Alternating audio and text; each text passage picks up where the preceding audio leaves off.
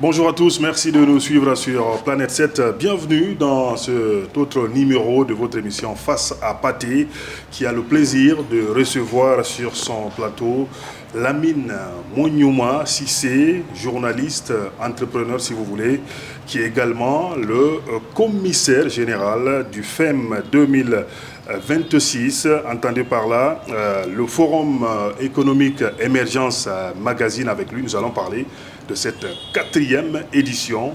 Monsieur Cissé, bonjour, bienvenue. Oui, bonjour Pathé, bonjour à tous vos lecteurs et tous vos téléspectateurs. Merci beaucoup. La santé, elle est bonne?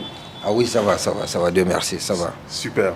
Allez, on va aborder donc le FEM 2026 à quelques jours, on va dire, de cet événement. Où en êtes-vous concrètement dans les préparatifs donc, de cette 4e édition du FEM 2026?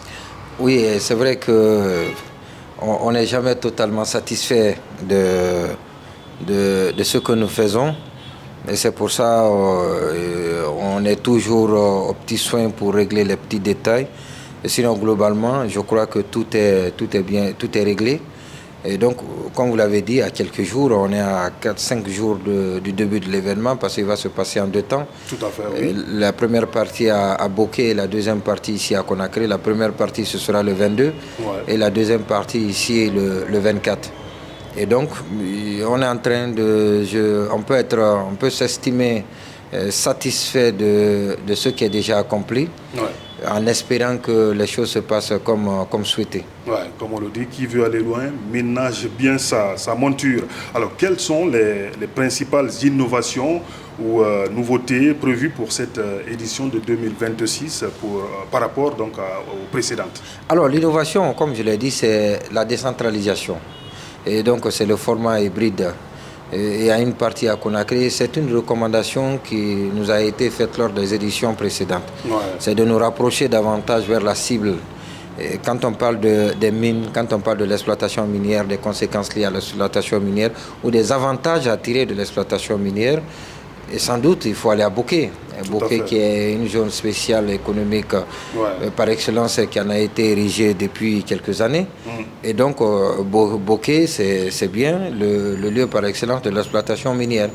Et donc, on a décidé cette année d'aller à Bokeh pour aller discuter là-bas du contenu local, de l'emploi, de l'environnement et de l'aménagement. Donc, des problématiques liées à ces facteurs-là. Et je crois que c'est le lieu le mieux indiqué. On ne pouvait pas trouver mieux. On peut trouver mieux ailleurs. On peut pas trouver mieux, mais on peut trouver d'autres localités qui sont confrontées à la même situation. Et donc, c'est pour ça qu'on est parti à Bokeh. Et là, on va rester à Conakry pour un seul panel de rang ministériel. Donc, l'innovation, comme vous l'avez dit, c'est le fait d'aller à l'intérieur du pays, de décentraliser, de délocaliser l'organisation qui se tenait habituellement ici à Conakry. Alors ça, c'est du côté FEM. Du côté des EORS, c'est que la nouveauté, c'est qu'on est allé au-delà de la Guinée pour regarder dans la sous-région les entreprises impactantes, les entreprises qui travaillent, et justement, il y a des entreprises auxquelles on va décerner des prix dans la sous-région, et ça, c'est une innovation, ça n'a jamais existé.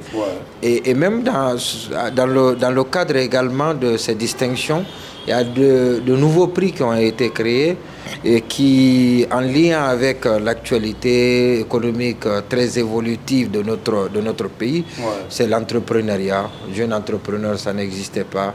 Et puis, il y a bien d'autres catégories qui ont été créées. Et donc, ce sont, entre autres, les innovations qui sont celles de 2026.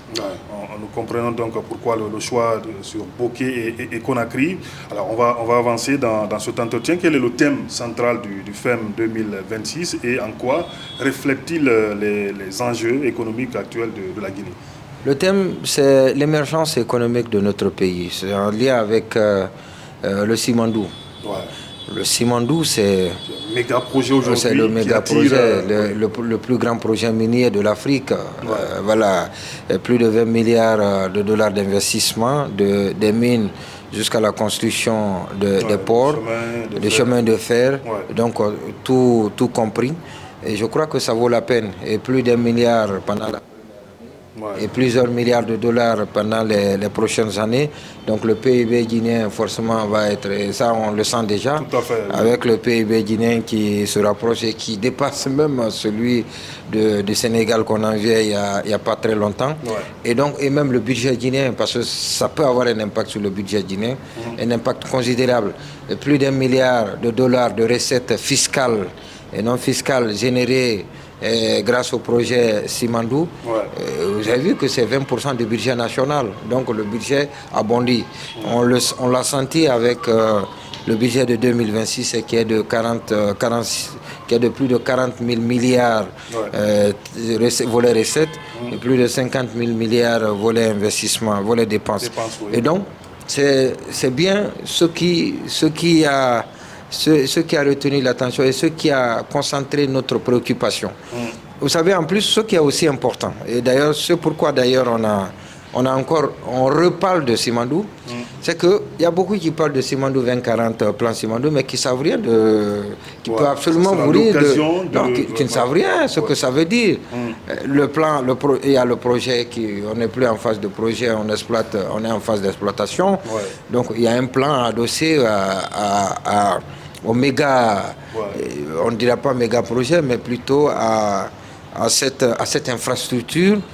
Et donc c'est le plan 2040 sur 15 ans et qui est passé tout récemment à l'Assemblée nationale, et donc avec une enveloppe qui avoisine les 200 milliards de dollars, donc qui devrait être investi dans le cadre de ce plan, dans différents domaines.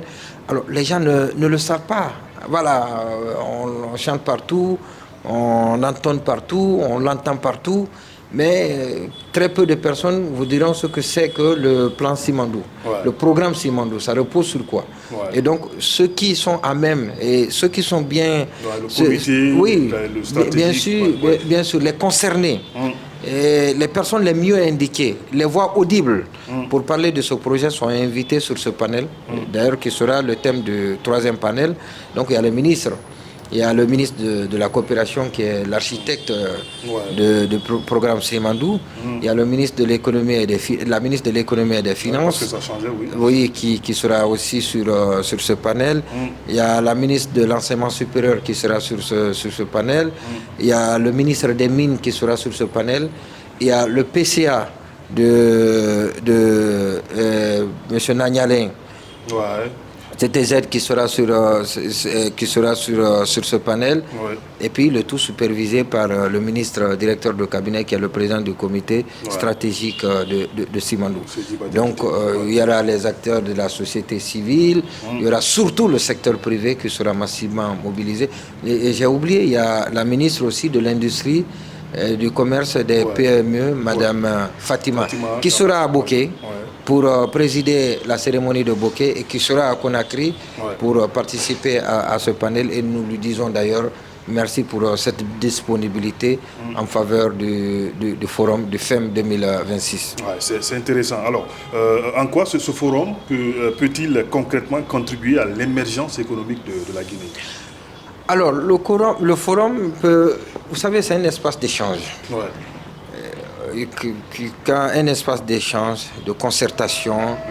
Et il y a aussi du B2B qui peut être créé. Mais c'est surtout cet espace d'échange que le panel permet aussi bien aux décideurs, aux gouvernants, aux entreprises. Et donc cet espace-là, créer cet espace pour que le secteur privé dise de vive voix ce qui lui manque, quelles sont ses attentes par rapport au projet. Et l'État aussi a des attentes vis-à-vis du secteur privé.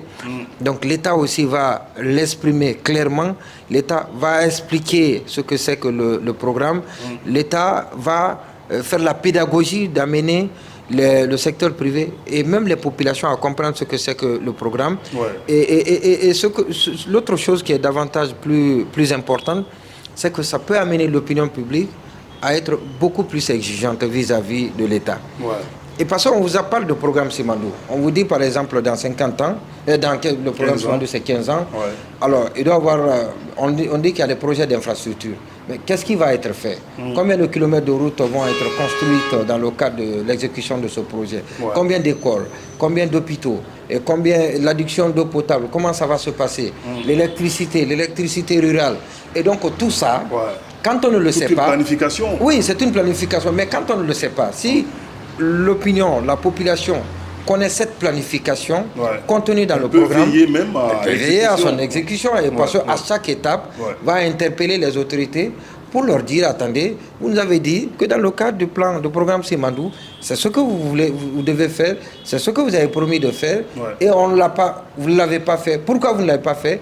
Donc ça les amène à cette pédagogie d'explication et à force d'expliquer les manquements, vous serez obligé de vous perfectionner. Donc, c'est l'importance même du forum et de cette tribune offerte à toutes les parties. Ouais, à toutes les parties. Pouvez-vous concrètement nous parler également des retombées attendues, notamment en termes d'investissement ou de partenariat? Oui, et des retombées. Parce que je vous informe qu'il y a des gens, on a reçu des sollicitations, des sollicitations de la part des opérateurs économiques qui ne sont pas guinéens. L'année dernière, par exemple, on en a compté, il y avait une dizaine qui sont venus de la France. Ça veut dire que vous attirez vraiment... Absolument. Je dis une dizaine qui sont venus de la France, du Cameroun, du Sénégal, qui ont payé leur billet, qui sont venus, qui sont logés et qui ont participé à cet événement-là. Donc ça, c'est déjà une très bonne chose. Retomber, c'est d'abord la visibilité. C'est le fait de braquer le projecteur sur notre pays.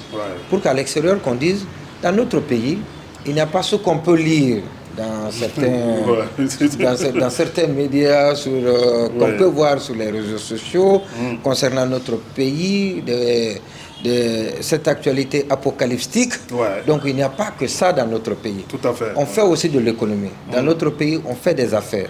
Dans notre pays, le climat des affaires, justement, le climat des affaires est propice à l'investissement. Pas plus tard que hier ou avant-hier, on a vu l'arrivée d'une grande marque à Conakry, ou l'ouverture donc du marché Carrefour, sans faire de publicité.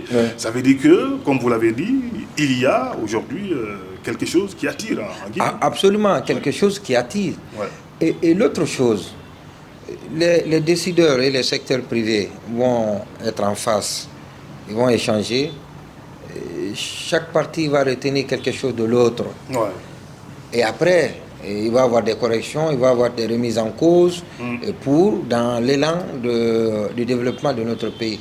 Ça, c'est déjà un grand avantage. Donc, il y en a assez qu'on peut tirer de ce forum, et qu'on en a tiré par le passé. Et après, nous aussi, nous allons faire des recommandations parce qu'on va faire on va produire ce qu'on appelle un livre blanc. On va faire des recommandations aux autorités et qui, j'espère, vont prêter une attention particulière à ces recommandations-là. Alors, justement, quelle place quelle est la place, j'allais dire, accordée aux jeunes entrepreneurs dans ce forum, mais également aux start-up pour cette nouvelle édition? Alors, et d'ailleurs, les prix que nous décernons, il y a la catégorie start-up, il y a la catégorie jeunes entrepreneurs. Alors, la place que nous accordons, vous savez, Simandou, c'est tout. C'est d'ailleurs l'innovation. L'innovation,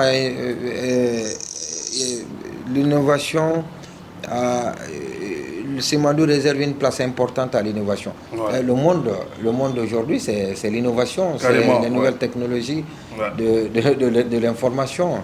Alors, donc, il y a dans les débats, ça va être sans doute évoqué, et dans le public, il y aura des investisseurs, il y aura des opérateurs économiques qui évoluent particulièrement exclusivement dans ce domaine, qui vont exprimer leurs préoccupations et donc qui vont être prises en compte, c'est sûr, parce que c'est une sorte de plaidoirie. Absolument, voilà. Donc tout cela peut être fait. Et donc je crois que la place accordée à l'innovation et à l'entrepreneuriat cette place-là, elle est importante, elle est primordiale dans ce forum-là. D'accord. On va également aborder les awards d'émergence. Comment se déroulera d'ailleurs la cérémonie de ces awards-là et quels sont les critères de sélection des lauréats? Alors, la cérémonie, elle va se dérouler ici à Conakry, à l'hôtel, sans faire de publicité, à l'hôtel Radisson. D'accord, allez-y. Et donc, excusez-moi pour cette publicité gratuite faite à cet hôtel. Alors donc, ce sera le vendredi à 20h précise et ça va être diffusé. On sera heureux que Planète, votre chaîne qui est très regardée, diffuse, retransmette en direct cet événement. Beaucoup d'autres vont le faire. Et donc ça c'est déjà une chose. Ouais. Et puis l'autre chose, vous avez parlé tout à l'heure des critères de sélection. Et d'abord, ce que nous avons fait, c'est à l'initiative d'un magazine économique. Ouais. Nous, toute l'année, on suit les acteurs économiques parce qu'on ne traite que de l'actualité économique. Ouais. Voilà, c'est ce qui nous intéresse. Alors, donc, nous savons qui fait quoi et qui mérite quoi. Donc, ça crée de l'émulation. Nous l'avons fait pour créer de l'émulation. Une émulation saine. Et donc, ce n'est pas attribuer un prix parce que telle personne me plaît ou donne beaucoup d'argent. Ouais, parce que c'est sur le mérite. Nous avons vu des investisseurs, nous avons eu des partenaires, des gens qui ont eu beaucoup d'argent lors de la première édition, la deuxième, troisième édition. Des entreprises qui nous ont donné beaucoup d'argent, mais qui n'ont pas eu le prix. Et après, ces entreprises, pour la première fois, n'ont pas compris, n'étaient pas contentes, et nous ont interpellés. Mais comment se fait-il qu'on vous donne de l'argent, après on n'a pas de prix? Non, je dis, ça ne dépend pas de nous. Ouais. Et ce que vous donnez là, c'est pour l'image, c'est pour l'image, c'est l'exposition médiatique de votre marque, de votre entreprise. Mais le choix, la sélection, ce n'est pas nous, c'est un cabinet qui le fait, Mokam. Et d'ailleurs que je salue pour son professionnalisme et sa rigueur dans la sélection. Avec Mohamed Kamara. Et donc le cabinet fait une présélection sur la base. Les critères, c'est la responsabilité sociétale de l'entreprise, l'impact de l'entreprise, de l'acteur économique sur la société, les chiffres, les profils de l'entreprise. Et donc, il y a un certain nombre de critères qui sont définis, ils sont très nombreux. Donc, c'est entre autres les critères qui sont... Mais il y a aussi ce qu'on appelle la discipline... ce qu'on appelle la discipline fiscale. Il faudrait que l'entreprise soit vraiment en règle vis-à-vis de l'État. Et d'ailleurs, c'est le premier critère.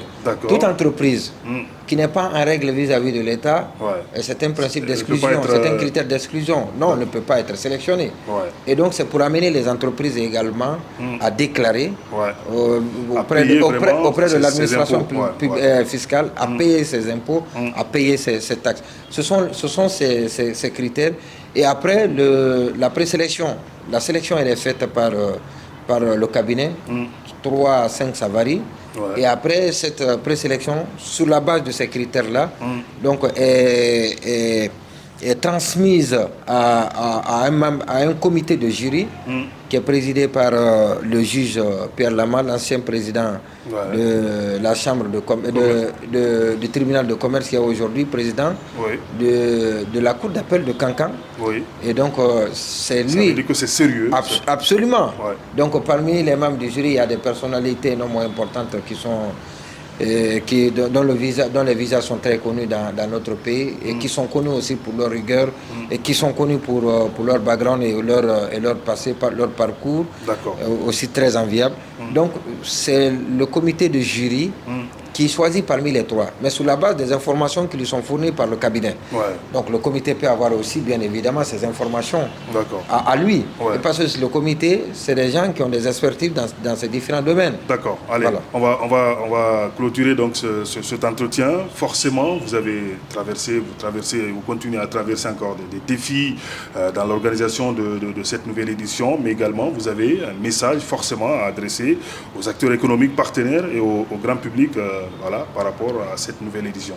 Alors oui, le message particulier, encore une fois, vous allez m'excuser, mais je suis obligé de le faire et parce que vous nous demandez de dire ce qui... C'est l'occasion pour nous de dire de donner les noms de ceux qui nous aident. Exactement. C'est la SMB. Ouais. La SMB nous aide beaucoup. Elle est là depuis la première édition. Elle continue à nous aider. Merci à la SMB à Winning. Merci à la Lonagui qui est aussi là, qui nous accompagne depuis la première édition. Ouais.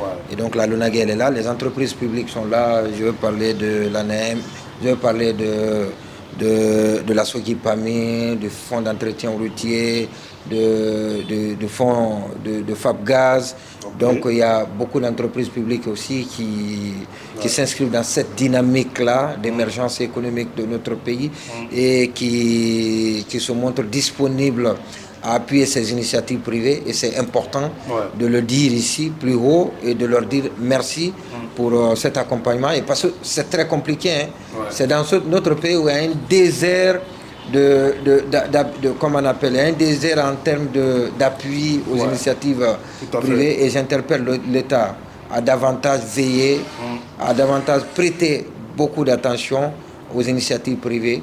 Ailleurs, l'État les accompagne et parce que c'est une vitrine, ça permet à l'État bien évidemment d'être sur le toit. Tout à fait. Et donc, je sollicite ça des pouvoirs publics. Merci beaucoup Lamine Moniouma Cissé. En tout cas, bon vent, bonne chance à vous par rapport donc, à cette nouvelle édition.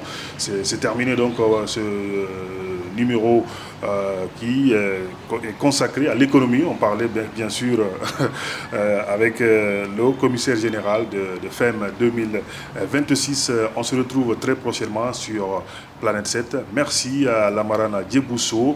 Salut, ciao ciao.